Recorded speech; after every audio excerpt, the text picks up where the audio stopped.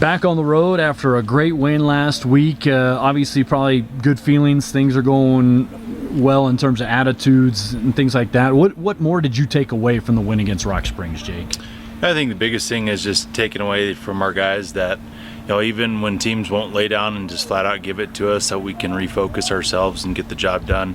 And really, I thought between the players and the coaches, we did a great job of going in at halftime, kind of resetting our focus for the second half and coming out and getting the job done that we needed to.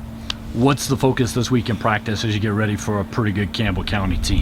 Yeah, after last week, we're coming off a couple weeks where we were super sick, super injured, and we're starting to get a lot more healthy and a lot more, right as we head deeper into our season and our school year. Our focus for this week with the Camels is going to be choosing faith over fear. And so,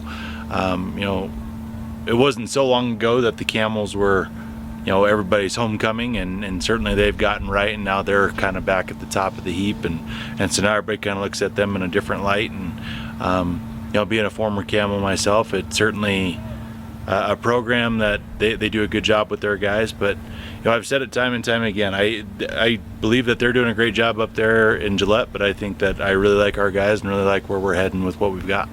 Give us a little scouting report on the Camels. What is Coach Garce got them doing this year after they lost some really good players last year? Yeah, no doubt. They had to replace a fefew guys in certain key roles, but clearly the guys that they've put back in there are also doing a very good job. So, they've got that Coulter Lang kid. He's at quarterback and obviously very mobile kid. Not only does he have a big arm, but he's got he's got some wheels to him and some shiftiness in space. He can take a hit and stay on his feet. They've got the Masteller kid on the outside. He's obviously a pretty big threat. They got him listed at 6'7". Not too many high school kids you see listed as 6'7", let alone a speedster at that. He seems to be pretty good on the outside. And then they've got their big number 88, Jack Andela. And so I know he's a basketball guy and certainly gave us our fits a year ago on the basketball court, and he's gotten bigger, stronger, and looks like he's doing really well on the football field for him. But yeah, they kind of keep it lively, and they like to spread you out and make you honor the pass game, but they can also run it in all sorts of ways too.